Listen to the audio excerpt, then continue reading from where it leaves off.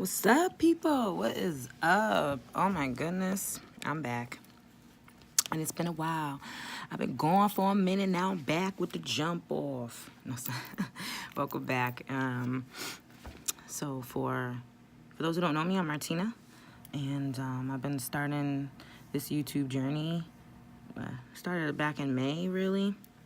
And I am a bariatric patient. I had the gastric bypass. So let's get into today's topic. But before we do that, if you like this video, if you like any of my videos, please subscribe. Please hit the bell so you can get the notifications when you know that I posted. I don't post that often, but I try to. I'm going to keep up somehow. But let's get into it. So today's topic is weight loss surgery and the mental struggles. Let's talk about that. Let's talk about how, most people tell you, oh, you're taking the easy way out. You're taking the easy way out. Just work out. Just eat right. You'll lose weight. Like, I haven't tried that already.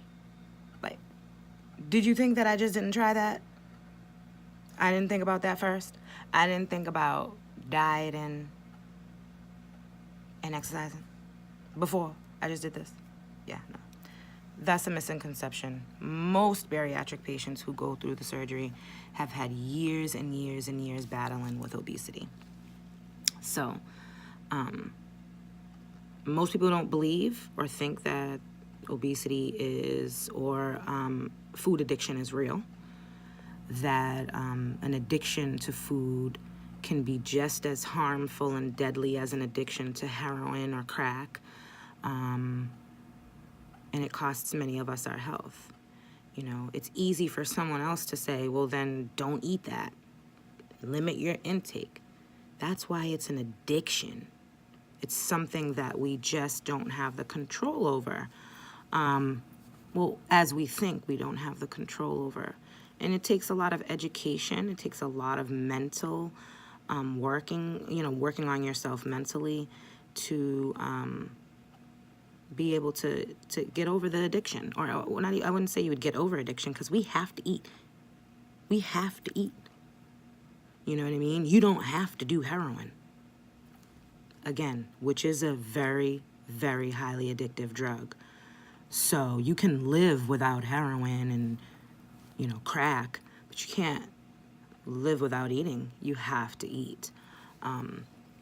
So it is a long mental road, and I think that anybody heading towards either surgery or weight loss surgery, period, before actually having surgery, please seek counsel. Please find someone to speak with, because you already have to go through a psychiatric evaluation anyway before you can have surgery. So address your eating issues and mental issues with it then, because I always say this surgery fixes your stomach to make it smaller. It doesn't fix your brain. And the mental struggles that you may encounter, and I don't think everybody encounters it, I'm not gonna lie, but you may come across, it just being hard mentally to get through the fact that I can't eat that. I want it. I'm having a bad day today.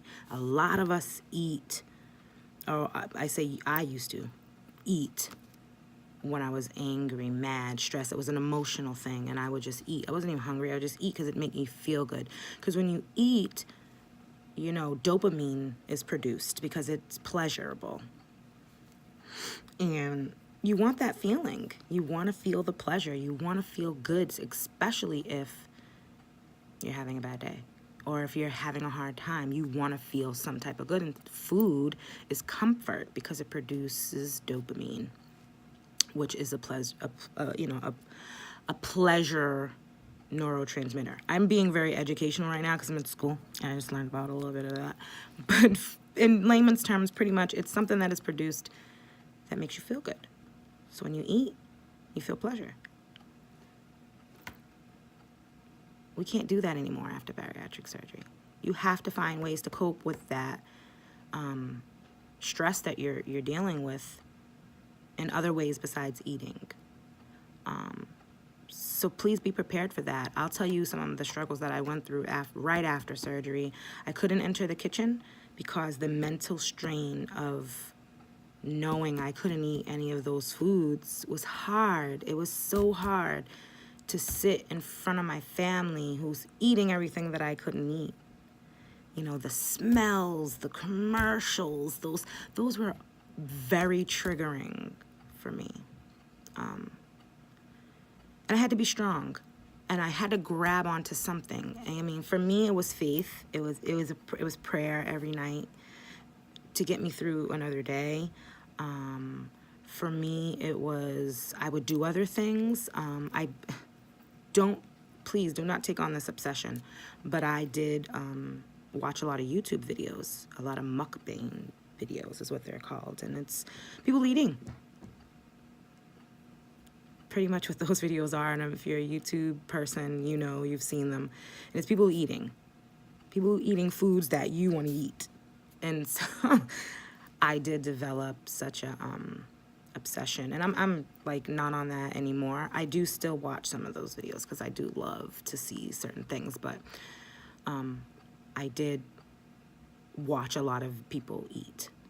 And for some reason, mentally, it was a bit of a sad. So for me, it worked. For others, it may not. But it was a mental satisfaction. Like when they were done eating, I felt good.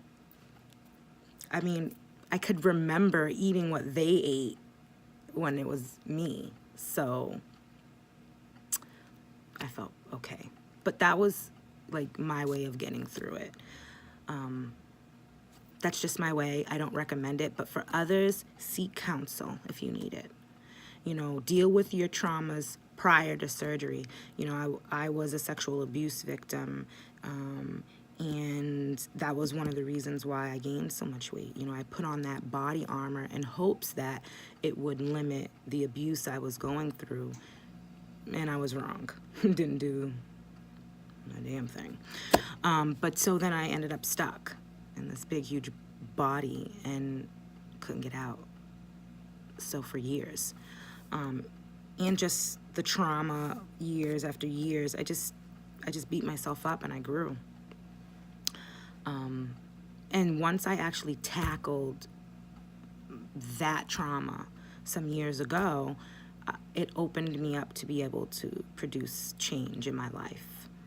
And this was one of those steps. Like, this was pretty much really the last step to my journey of change, you know, because I had set some goals for my career, for my family life, for my emotional well-being, and then I wanted to do something about my health.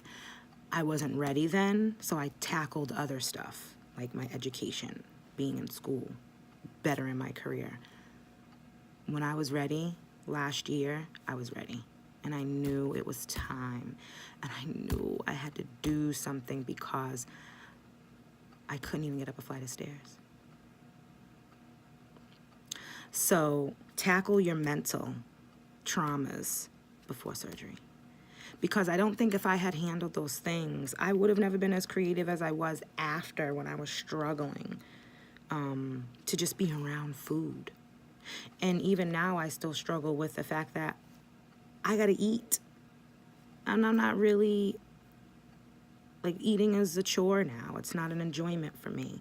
My dopamine doesn't really produce as I eat now. I'm really just eating because I have to eat. I have to stay healthy and I have to maintain. So keep that in consideration when you're going into the surgery, your mental stability. It is hard adjustment after. I didn't think I was going to regret surgery. I used to see those posts out there like, oh, I regret this. And I'd be like, well, then why you do it? I was very judgmental. Like, you went through this whole process and now you regret it? You wish you didn't do it? I mean, I knew going into it, it wasn't going to be easy. You hear me? I knew it going into it wasn't going to be easy. But the thing is you don't know until you actually experience what it's like. And so I built up regret too. Like, the fudge did I just do? I could have been okay fat. I was okay. That's because that was my old mentality, my thoughts. Like, you know, I have a husband, I have kids. It's not like I got to look good for anybody. And it wasn't it needs to be not about looking good. I needed to be healthy. And I was so unhealthy. And a heart attack was just around the corner waiting for me. It literally was. I couldn't have that happen. So, you know, yeah, the mental part is hard. And you get through it. I feel like the first 2 months is the hardest because it's the adjustment, it's the recovery. And everybody wants recovery to be smooth and easy. Sometimes it isn't. And mine's really didn't as well, because I was like dehydrated twice. I was miserable. I didn't know how to handle this new world or new life. But I got through it, and I believe everyone who's heading into this direction will get through it as well. I hope you liked today's video. I tend to just ramble sometimes and be everywhere. I try to write things down so I can be on topic and make a bunch of sense. But if you don't quite understand anything that I'm saying, and if I'm all over the place because I'm bipolar too,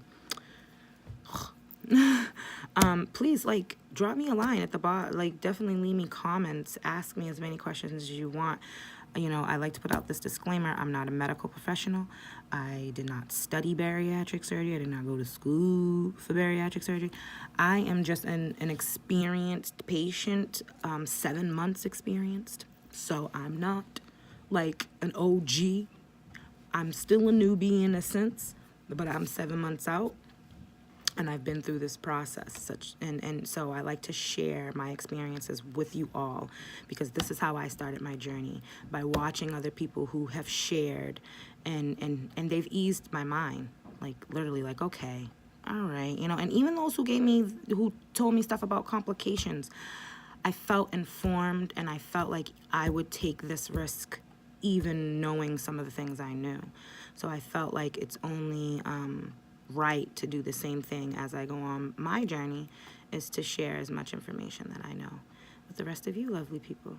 So always remember, weight loss surgery is not the easy way out. Don't let nobody tell you that. And don't let nobody ever let you feel bad about bettering yourself. God bless. Have a great week, and keep it moving. Peace.